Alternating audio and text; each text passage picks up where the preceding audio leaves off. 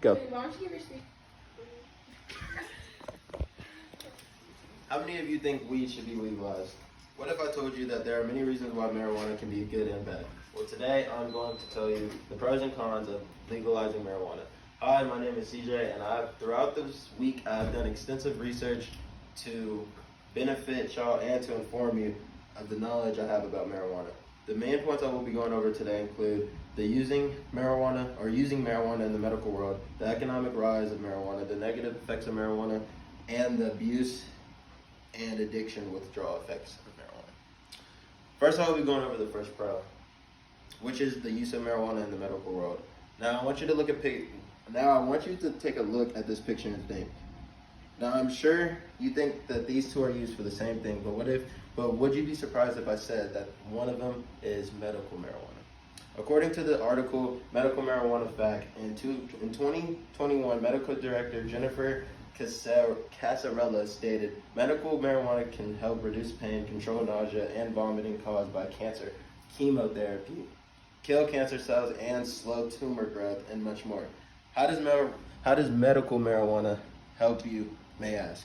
Well, it contains Delta-9 and CBD, which are the main chemicals used in the medicine. These are similar to the chemicals in the body that are involved in appetite, memory, movement, and pain. While marijuana is not strong enough for severe pain, it is quite effective with the chronic pain that plagues millions of people, especially at their age. Either way. Part of the reason medical marijuana is used is that it is a safer option than opiates, as it is impossible to overdose and far less addictive. It can take the place of Advil or Aleve if people cannot take those certain drugs due to their certain problems with their kidneys or ulcers. Now I will tell you about the second pro of marijuana, which is the economic rise of marijuana. According to the study Lost Taxes and Other Costs of Marijuana Laws in 2007, conducted by John Getman, who has a PhD in public policy, stated that 10.7 billion could be saved each year from the country's 193 billion in annual criminal justice expenditures if marijuana arrests, which is 5.54% of all criminal apprehensions were stopped. The estimates for Washington are 2 billion in tax revenue, and Colorado's estimate would be 600 million. And this is over 5 years now, thinking about if all of the United States legalized marijuana.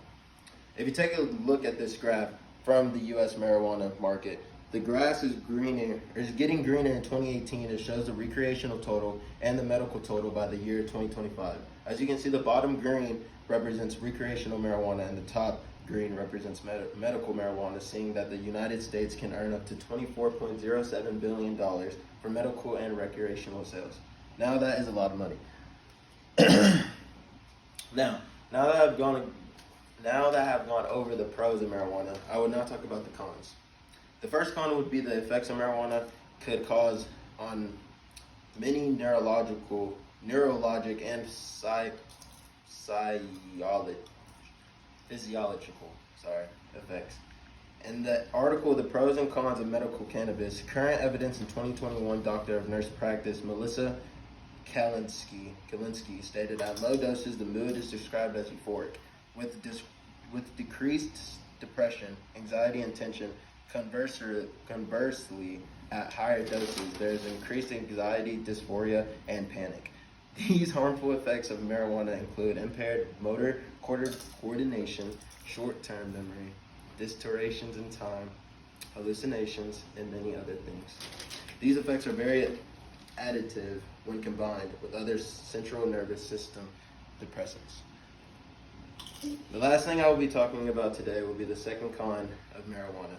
This would have to be abuse and addiction to marijuana, which then causes withdrawal when one goes without it. In an article named What is Marijuana Abuse in 2021, a graduate of the University of Michigan, Camille No-Pagan, stated marijuana has a chemical inside of it called THC. And this is a lot like one of your brain makes, which is anandamide. I don't know how to say that word. It sends messages between nerve cells throughout your body. If you start to use marijuana too often, your brain will stop making its version of anandamide and depend on the THC instead. When one stops using marijuana, they can go through withdrawal symptoms such as not being hungry, feeling anxious, and not being able to sleep, and even depression. Withdrawal of marijuana can even come with physical symptoms that cause significant distress. That these effects include abdominal pain, fevers, chills, sweating, headaches, tremors, and shakiness. These symptoms can appear pretty fast after one stops the use of marijuana. Within a week of symptoms appear, then after 10 days of all these symptoms can come to a peak and make the want for marijuana become very disturbing. Following the peak, the symptoms begin to decline in severity over a certain period. These symptoms are easily resolved if one starts smoking marijuana again, but the length and severity of the symptoms after one has stopped using again depend on the amount and frequency of marijuana used. For some individuals that have used marijuana very frequently, the withdrawal symptoms could last up to 5 to a year after they stop using. So, in conclusion, the main points I've talked to you about today would be the using of marijuana in the medical world, the economic rise of marijuana, the negative effects of marijuana, and the abuse and addiction withdrawal effects of marijuana. The purpose of my speech was to inform you of all the pros and cons of marijuana, and now that you have heard them, I hope you will think twice when answering this question. Do you think marijuana should be legalized?